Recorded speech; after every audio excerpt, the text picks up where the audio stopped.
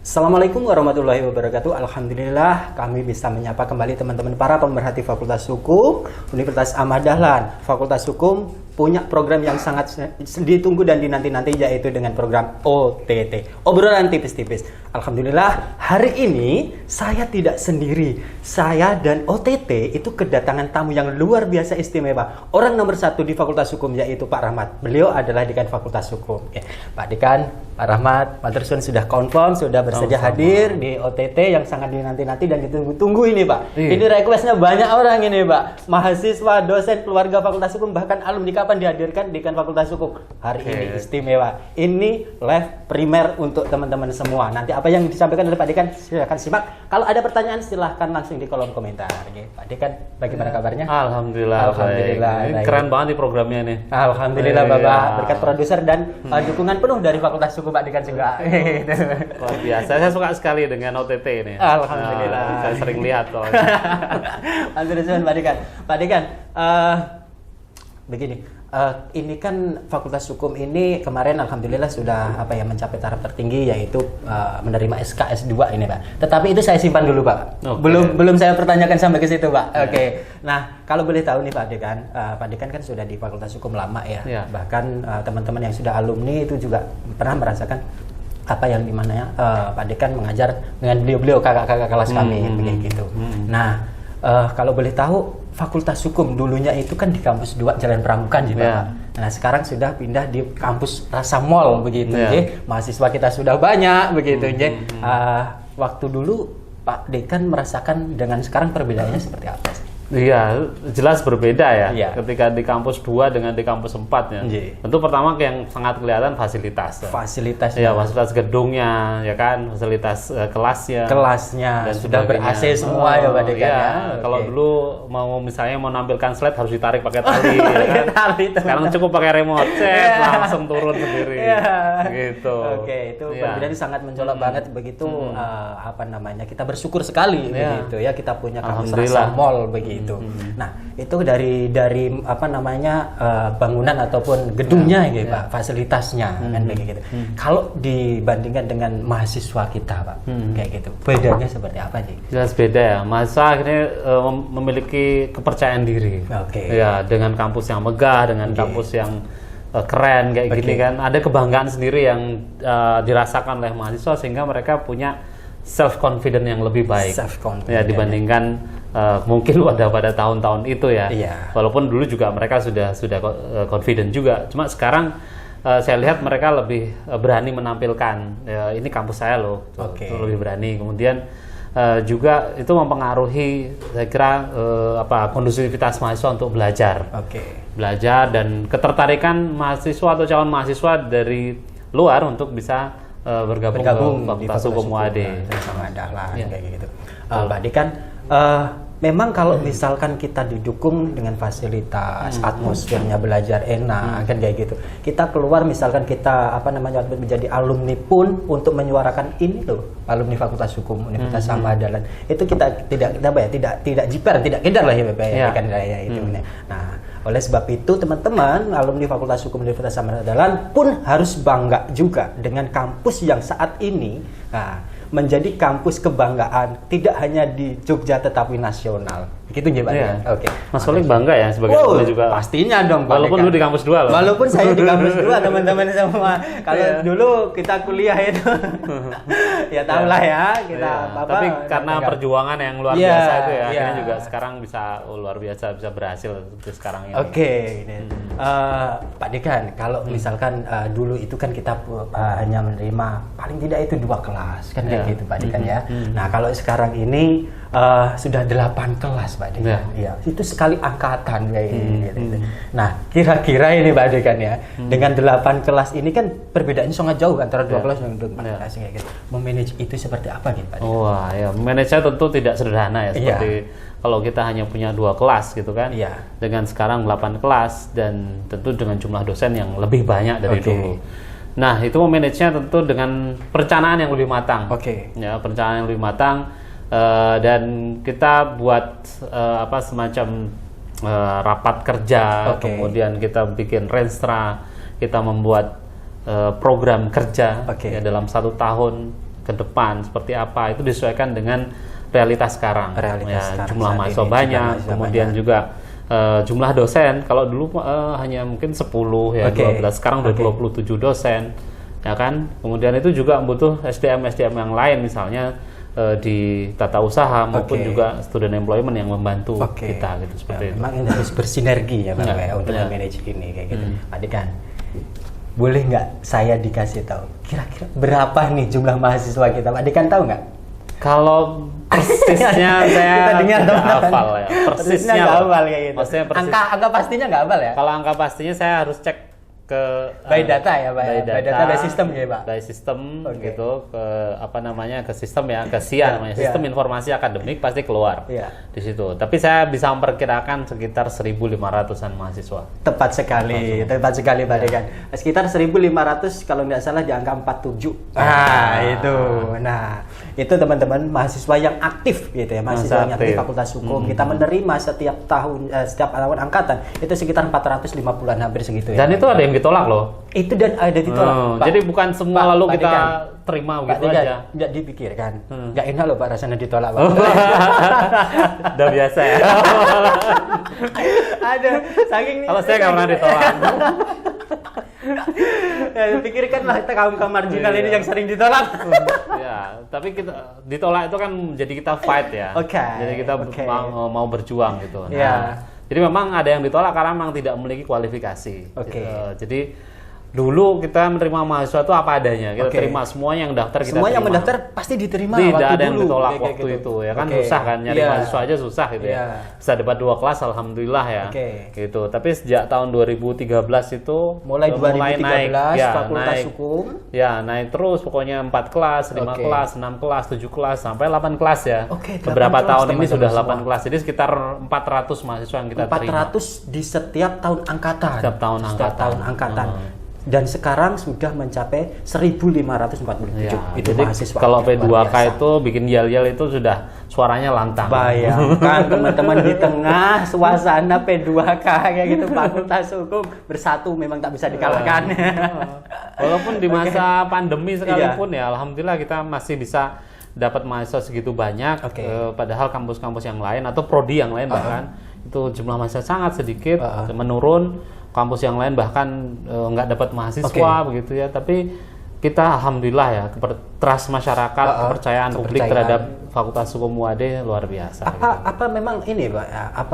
Kayak ini memang benar-benar tahun yang diminati di Fakultas Hukum, yaitu memang trennya Fakultas Hukum, atau memang Fakultas Hukum sendiri ini yang memang punya daya tarik terlebih seperti itu? Ya. Pertama memang minat mahasiswa, calon mahasiswa ke Fakultas Hukum itu tinggi ya. Hampir semua Fakultas Hukum mendapatkan mahasiswa yang banyak. Tapi yang istimewa bagi Fakultas Hukum UAD. Nah, ini yang ditantang. Yang istimewa adalah pada tahun 2021 kemarin.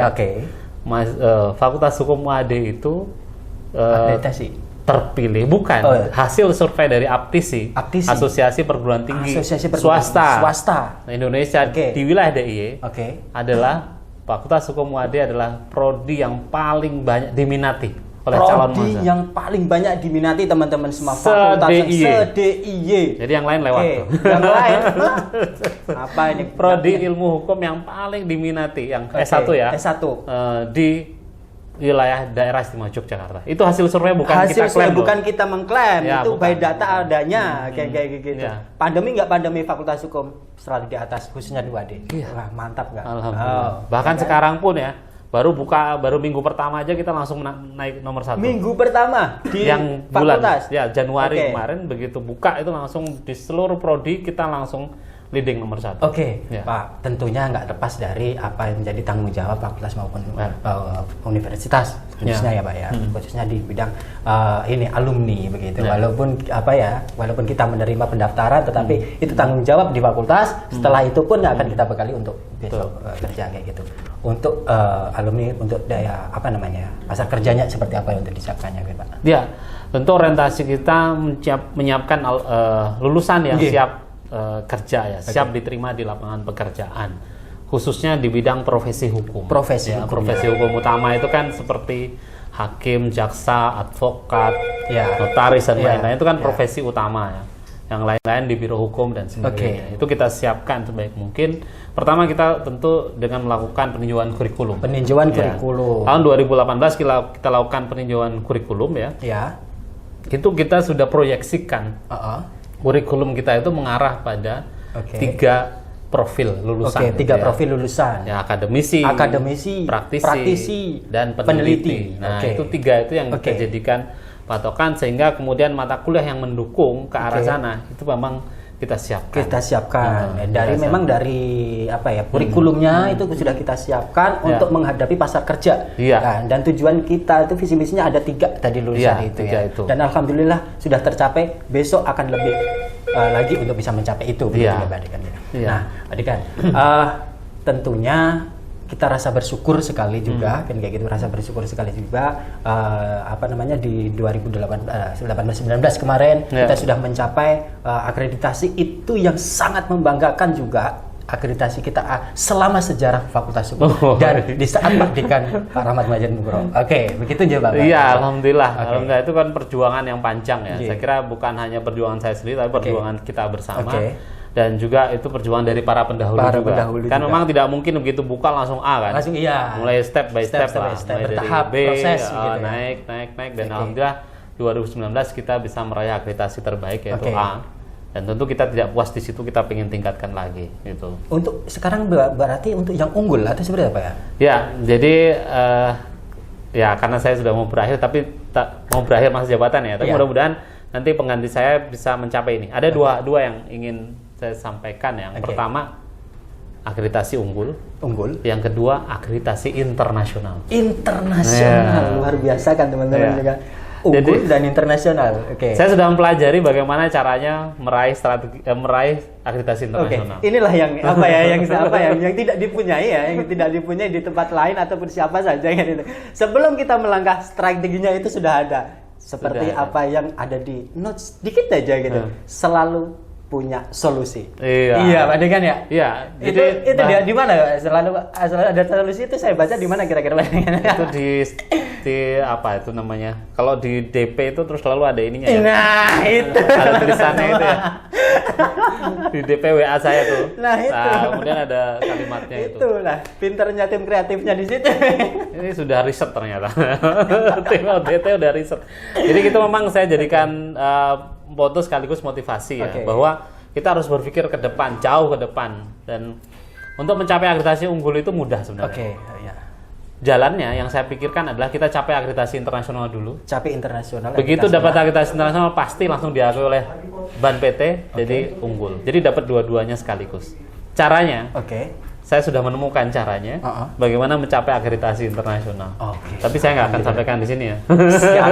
Tunggu dulu teman-teman. Tunggu dulu. Mudah-mudahan apa yang menjadi niat baiknya beliau Pak Dekan ini besok akan tercapai akreditasi internasional. Amin. Gitu. Nah, lanjut Pak Dekan ya.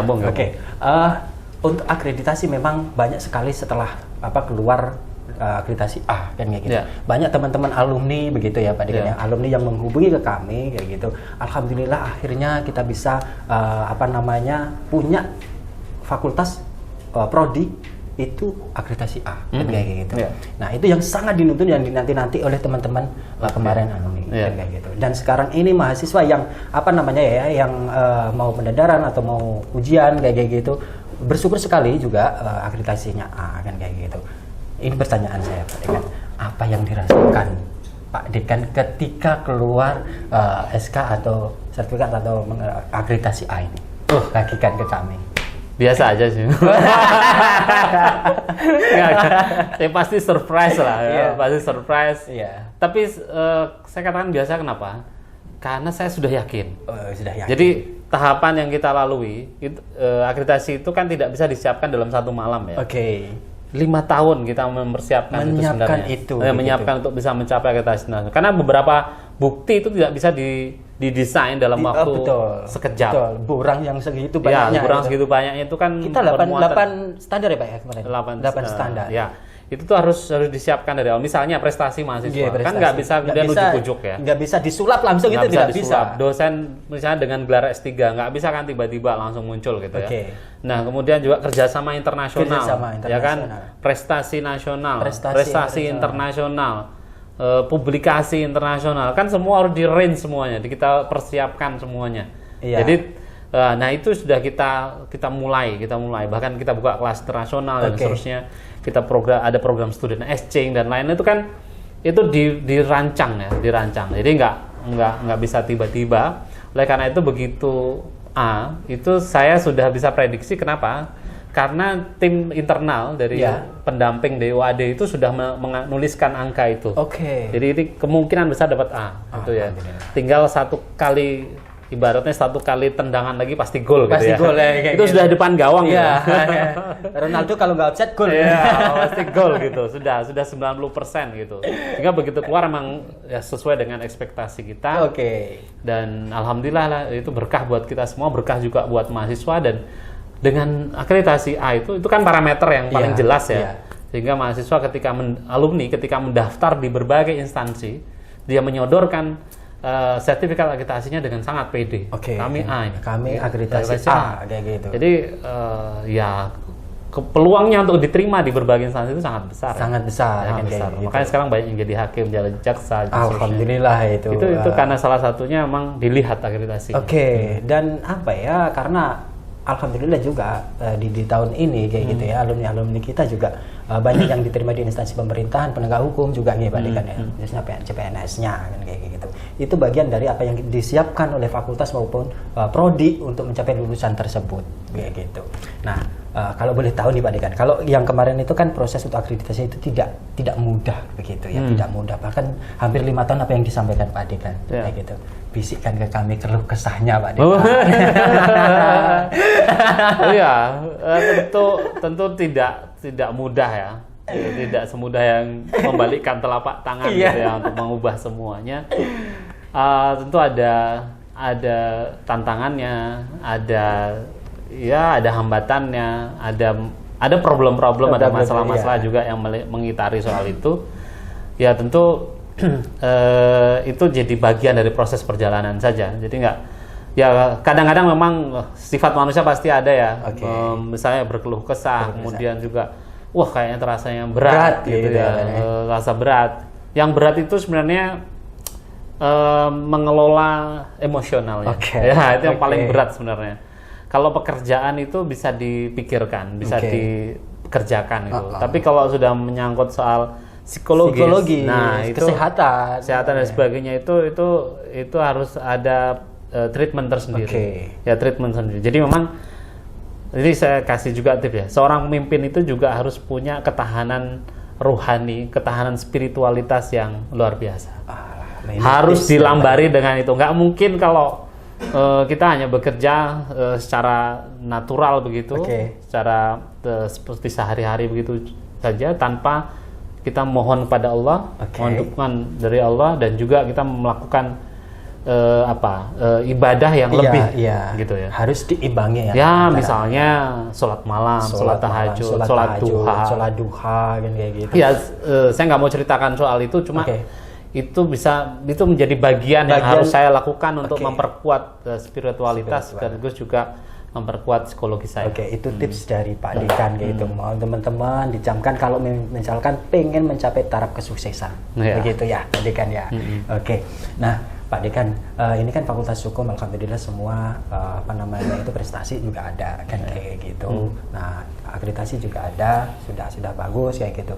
Yang ingin kami tahu begitu Pak Dekan ya. Untuk kerja sama MOU. Nah, Fakultas Hukum ini punya MOU-nya kan banyak sekali tuh Pak Dekan. Nah, boleh disebutkan mana saja gitu ya, atau kalau misalkan dibuka memang nggak cukup ini Pak Dekan ya. Ya, saya kira beberapa yang saya sampaikan. Pertama, MOU dengan Pradi yang jelas. Perhimpunan Advokat Indonesia, DPN dulu. DPN dulu ya. Di tingkat nasional di DPN. Bentuk kegiatannya PKPA. Pendidikan khusus profesi advokat. Angkatan ke-7 besok ke-7 ya kan. Nggak kalah dengan kampus yang lain gitu. Kita punya Pradi pula. Kemudian Yang kedua ya dengan DPC Pradi Kota, dengan DPC Pradi Wonosari. Kemudian dengan dengan kegiatan posbakum yang dikerjakan oleh PKBH ya. Itu dengan kerjasama dengan berbagai pengadilan negeri dan seterusnya. Dan juga kerjasama dengan berbagai instansi yang lainnya ya di tingkat nasional, misalnya Komisi Yudisial, kemudian KJ, dengan KPK, Komisi Pemberantasan Korupsi. Dan banyak ya yang sudah kita jalin kerjasama dengan Ombudsman juga yang terakhir kemarin, Ombudsman Republik Indonesia, dan juga kerjasama luar negeri selain dalam negeri dengan berbagai kampus. Gitu. Kalau nggak salah kemarin itu baru tanda tangan MOU di ruang Pak Dekan itu. Bagikan ke kami tanda MOU-nya apa nih, Pak? Oh iya, MOU yang terakhir kemarin itu dengan universitas ya, dengan Universitas Muhammadiyah Bengkulu. Universitas Muhammadiyah Bengkulu. Oh, ada lagi ya selain itu? Ada industri atau apa itu, Pak? Pajak atau apa itu? Apa ya kemarin ya? Ya Bengkulu, habis itu dengan GPEI, gabungan pengusaha ekspor impor, betul. GPEI itu waktu di upload teman-teman, Pak Dekan ini sudah mencapai hampir ke 70. Oh ya? Iya dong. Oh iya. Saya nggak tahu. Dan sekarang followernya Pak Dekan ini udah 900 hampir 1K teman-teman. Mantap. Tapi saya bagikan ya, like tertinggi di saat Pak Dekan posting juara NMCC di Lampung. Kepoin kalau tidak percaya. Mantap. Nah, kalau sampai ke sini Pak Dekan, ingin kami tahu di saat itu Pak Dekan merasakannya seperti apa anugerah tersebut. Wah, itu luar biasa ya. Saya itu merasakan merasakan sejarahnya, perjalanannya, sehingga ketika mendapat prestasi yang paling tinggi untuk KPS, bisa juara tingkat nasional peradilan semu ya di pialanya Profesor Hilman Hadikusuma di Unila. Itu nggak terbayangkan ya, nggak terkira perasaan saya malam itu ya. Saya nggak tidur itu. Di telepon Pak Mufti ya, sampai nggak tidur. Saya betul-betul inilah yang disebut mimpi yang akhirnya menjadi sebuah kenyataan. Kayak gitu ya Pak ya. Sesuatu yang paling membahagiakan bagi kita adalah sebenarnya apa yang kita mimpikan betul-betul menjadi kenyataan. Itu paling kita bahagia. Itu ya Pak Dekan ya. Paling mengharukan, paling membahagiakan siapapun itu ya. Kalau punya mimpi lalu mimpi itu terwujud di depan mata. Itu paling membahagiakan. Teman-teman semua, memang kami merasakan apa yang dirasakan, tapi beliau ini lebih merasakan apa yang kami rasakan. Karena apa? Beliau ini adalah cikal bakal komunitas peradilan semu. Kalau nggak salah, waktu itu 2008 ya Pak ya? 2009. Oh 2009, namanya Kompres kalau nggak salah. Sukanya di press.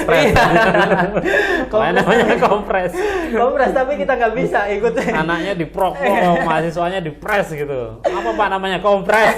Gitu. Tapi nggak tahu apa yang beliau pikirkan waktu itu hingga menemukan kata Kompres. Bagikan kami ya, karena beliau ini waktu itu kepala lab waktu itu juga. Bagikan perjuangannya gitu Pak. Kayaknya kepala lab itu calon dekan gitu. Aduh Pak produser kita. Jadi memang saya tuh suka membuat sesuatu ya, membuat nama, membuat tulisan dan seterusnya. Dan saya suka menulis memang. Segala sesuatunya saya tulis ya. Saya tulisannya waktu itu kan komunitas peradilan semu ya. Itu saya cari singkatannya apa yang paling tepat dan memiliki spirit spirit perjuangan gitu. Kalau tadinya saya nggak kepikir kalau itu kemudian jadi KPS ya. Saya kompres apalah gitu ya. Terus saya coba beberapa singkatan, udah paling tepat kayaknya kompres ya, paling mendekati lah paling mendekati ya. Walaupun anak-anak agak Pak kompres gitu ya. Saya bilang ya udah itu dulu yang dipakai gitu. Kompres gitu. Ya mahasiswa agak gimana gitu ya. Udah ini kayaknya paling tepat karena kalian sehari-hari di press kan gitu. Udah nyiapin berkas, nyiapin ini segala macam kan. Makanya saya kasih nama kompres aja gitu. Gitu. Pak Dekan, mohon maaf nih, saya potong ya Pak Dekan ya. Karena Pak Dekan dulu kan yang memunculkan yang melahirkan bahwasanya yang walaupun kompres begitu ya Pak, akhirnya kita bisa mengikuti kan gitu. Kalau kompres kan tidak bisa tergabung dalam HKPSI katanya. Iya, HKPSI. Iya. Nah, pada waktu itu timnya yang saat ini mungkin contohnya alumni siapa ya Pak? Yang saya ingat itu Mas Fani ya. Pak Fani, Mas Fani. Kemudian Nurul, Mas Nurul Hidayat itu. Itu yang dulu yang menyampaikan ke saya, Pak, ini namanya diganti. Gitu. Loh kok diganti kenapa? Karena kalau kompres itu nggak bisa diterima di HKPSI, Himpunan Komunitas Peradilan Semu Indonesia. Terus nama resminya apa? KPS Pak nama resminya. Yaudah ikut aja. Ini sudah kami putuskan dalam musyawarah. Mereka bilang gitu, musyawarah. Kemudian di ADRT kita sudah kita rubah jadinya KPS. Sudah silakan jalan aja. Akhirnya gitu. bisa bergabung kayak gitu. Alhamdulillah dan bisa melahirkan prestasi untuk yang luar biasa anugerah sahabat ini. Kita lain ke topik nih Pak Dekan. Boleh. Karena banyak pertanyaan gini Pak Dekan. Dari semalam itu sudah banyak yang mengantri gitu apa yang disampaikan. Boleh beberapa sesi kok enggak. Karena OTT ini 30 menit dibatasi karena nanti kalau kita lanjutkan kayak gitu nanti disemprit dengan program yang lain Pak Dekan. Oke. Ini Pak Dekan. Ada titipan kemarin itu alumni Pak Dekan. Nah, alumni namanya Mbak Amira kan kayak gitu. Amira angkatan 2018 kalau nggak salah. 2008 kan kayak gitu. Menanyakan mengenai program pasca S2. Pasca sarjana S2. Nah, kira-kira ini mau ini kapan dan kira-kira persyaratannya apa saja gitu. Jadi ini terbaru ya. Capaian kita yang terbaru yaitu kita berhasil mendapatkan izin penyelenggaraan S2 Magister Hukum. Ya di ACC setelah 1 tahun lebih kita mengajukan, itu baru turun bulan ini ya, beberapa minggu yang lalu, jadi belum lama. Itu kita ajukan dulu bulan Desember tahun 2020 kita ajukan pas tepat malam tahun baru, jadi kita ngelembur sampai malam, sampai jam 11 malam. Itu di kampus 1 ya? Ya di kampus 1, kemudian kita submit dan kemudian akhirnya turun ya di bulan Maret ya, Maret 2022 ini. Ini alhamdulillah Fakultas Hukum sudah punya anak tambah ya. Anaknya tambah satu lagi ya. Kemarin masih S1, sekarang punya S2. S2 kayak gitu. Ya. Nah, S2 ini sedang kita persiapkan untuk kita buka kegiatan penerimaan mahasiswa baru. Insya Allah nanti setelah Lebaran. Insya Allah setelah Lebaran. Kita mulai running gas ya. Iya, langsung kita buka pendaftaran untuk mahasiswa S2 dan mulai kuliah Insya Allah nanti September teman-teman. 2022 sudah silahkan digapain, ditunggu nanti bisa bergabung di pasca S2 Fakultas Hukum Universitas Amadahlan. Tentu syaratnya pertama ijazah S1 ya. Ijazah S1. Sudah lulus ijazah S1 dulu gitu. Harus menempuh S1 dulu kayak gitu. Nah, kemudian syarat-syarat administrasi yang lain lah, ada biaya pendaftaran ya kan? Kayak gitu. Kemudian juga nanti ada SPP. Ya, SPP-nya belum saya sampaikan di sini ya. SPP belum bisa disampaikan ya, gitu. Ini masih kita bahas. Tunggu launchingnya. Kita launching nanti kalau udah siap langsung kita akan share gitu. Pak, bisikin ke kami. Ini pertanyaan alumni juga. Bukannya bisi-bisian sih. Banyak yang bisikin ke kami Pak Dekan. Kira-kira dapat potongan atau diskon tidak untuk alumni. Ya, ini pertanyaan yang menarik ini. Wajib ini saya sampaikan nih Pak Dekan. Harapan saya memang alumni melanjutkan S2-nya di Fakultas Hukum UAD ya, di Magister Hukum UAD. Itu harapan saya. Kemudian nanti bagaimana caranya supaya kemudian banyak alumni yang bisa bergabung. Ini nanti kami bicarakan, termasuk yang tadi ya, termasuk yang diskon tadi apakah bisa atau tidak.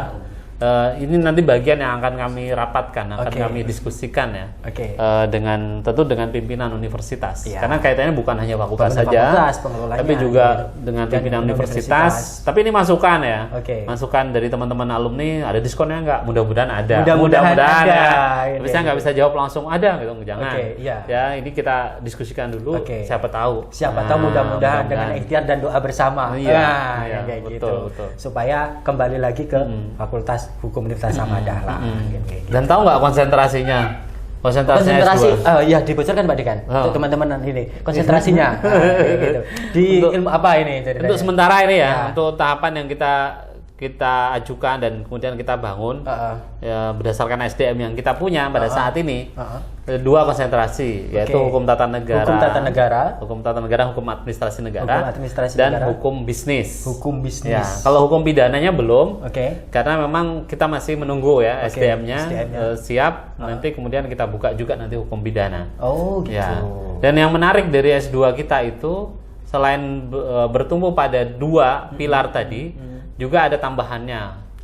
Tambahannya itu berwawasan kepariwisataan dan kearifan lokal. Luar biasa, mantap kali ini Fakultas Hukum ini. Inilah bukti di mana kalau kita belajar hukum itu tidak selalu saklek ataupun serius, tetapi ada yang disisipkan yaitu pariwisata. Iya, jadi kuliah di UAD kan? Sekaligus dapat tempat wisata. Iya.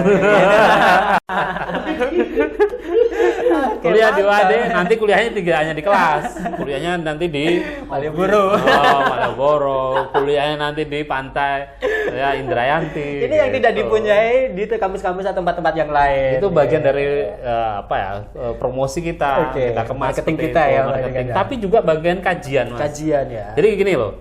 Masalah pariwisata tuh banyak dan Jogja kan kota pariwisata ya. Jadi itu bisa ditinjau dari misalnya aspek regulasi, aspek kebijakan. Misalnya sekarang tuh Malioboro, ya kan PKL-nya kemudian direlokasi ke teras 1, teras 2. Apa dampaknya kira-kira? Ya itu kan perlu dikaji. Ya, apakah regulasi itu menguntungkan nggak bagi pedagang?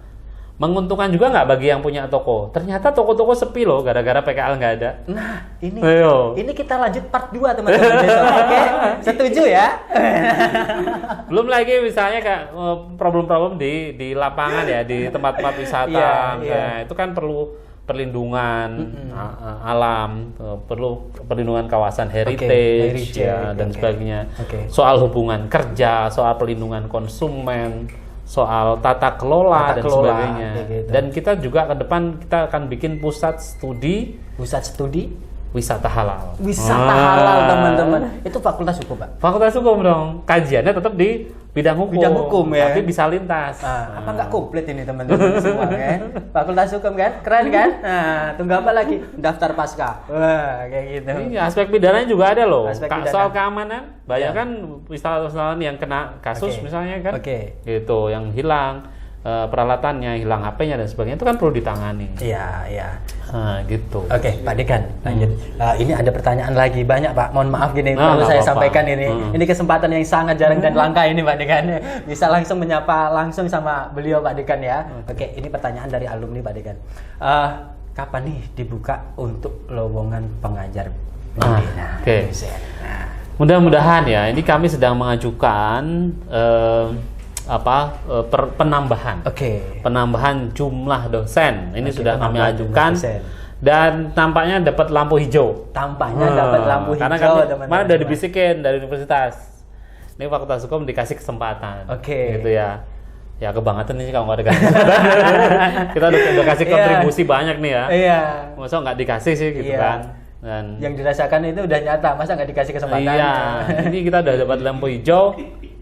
Dan akan dibuka lowongan untuk dosen gitu. Prodi Ilmu Hukum, Fakultas Hukum UAD. Nah, kalau boleh tahu ini keilmuannya apa ya, Pak?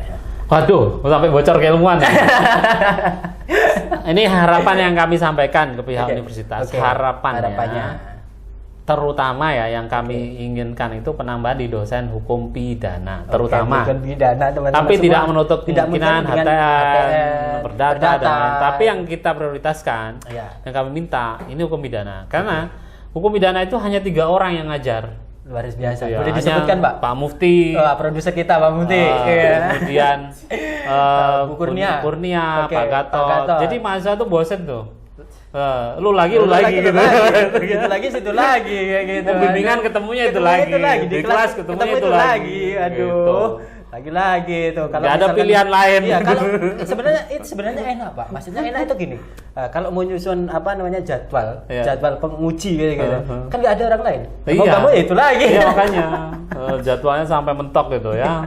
Aduh ya Allah. Makanya sangat diperlukan ya terutama hukum pidana dan mudah-mudahan ini benar-benar ya. Jadi saya juga tidak mau mendahului tapi ini sudah ada lampu hijau saya katakan ya. Mudah-mudahan benar itu direalisasikan karena kami sangat berharap dosen kita tambah ya. Karena rasio kita masih kurang ya, antara dosen dengan mahasiswa masih sangat kurang. Sehingga kita minta tambahan, apalagi ada 5 dosen yang kita pindahkan home base-nya ke S2. Kan sudah berkurang 5 nih. Doktor kita kan sekarang ada 13 doktor. 13 doktor. Dan 1 profesor loh. Ya kan? Dan ada 5 calon guru besar. 5 calon yang sedang proses. 5 calon guru besar. Ini terbanyak nih. Terbanyak ya dari di prodi-prodi yang ada di UAD.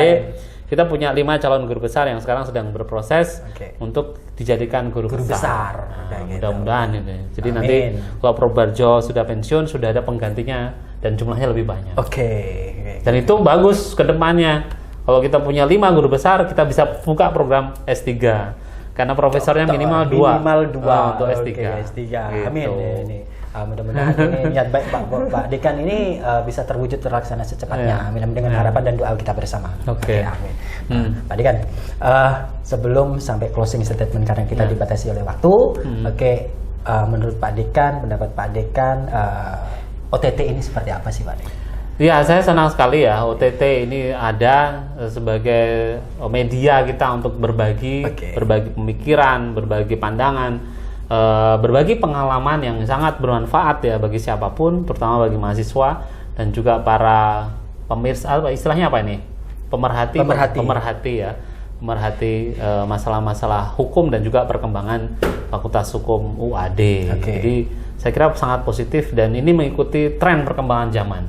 Jadi kita jangan sampai ketinggalan, jangan sampai tertinggal oleh zaman ya, karena memang saatnya kita harus mewarnai dunia digital. Gitu. Kalau pesan untuk mahasiswa maupun alumni dan sekaligus harapan Pak Dekan ke depan Fakultas Hukum seperti apa?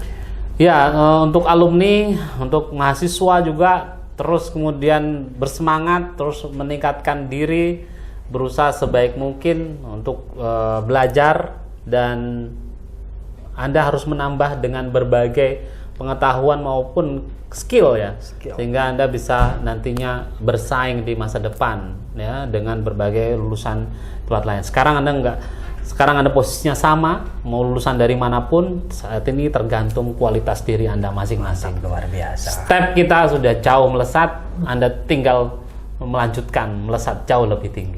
Mantap, luar biasa. Itu tadi closing statement dari Pak Dekan para mahasiswa Nupro SMH kayak gitu.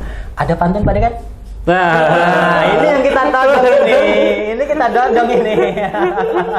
Gak nyangka kan? Ini gak siap dipantunnya. Beliau gak siap. Harus saya tulis dulu pantunnya soalnya. Kalau yang sudah pernah saya sampaikan itu kan. Jalan-jalan ke Jogja. Jalan-jalan ke Jogja, jangan lupa ke tebing breksi. Jalan-jalan ke Jogja. Jalan-jalan ke tebing breksi, jangan lupa mampir ke kota gede. Tetaplah mendulang prestasi. Teruslah mendulang prestasi, maju dan jayalah Fakultas Hukum. Mantap, luar biasa. Terima kasih Pak Dekan. Ini tadilah perbincangan kita ya bersama beliau Pak Dekan yang sangat luar biasa, sangat menginspirasi kepada kita semua. Informasi yang disampaikan semoga kita bisa bermanfaat untuk kita semua. Amin. Nah, harapannya kita doakan semoga Pak Dekan cepat untuk studi S3-nya cepat lulus. Amin. Dan Fakultas Hukum bisa meraih tertinggi lah. Jadi itu ya. Amin. Semua. Nah, itulah dari kami perbincangan ini. Mudah-mudahan kita bisa menjaminkan apa yang disampaikan oleh Pak Dekan tersebut menjadi dari manfaat kita untuk kita semua, kan kayak gitu. Bersama tim kru kerabat kerja yang bertugas, kami mohon undur diri dari hadapan Anda teman-teman semua. Kita ketemu lagi di hari Rabu di jam yang sama. Terima kasih. Assalamualaikum warahmatullahi wabarakatuh. Salam OTT.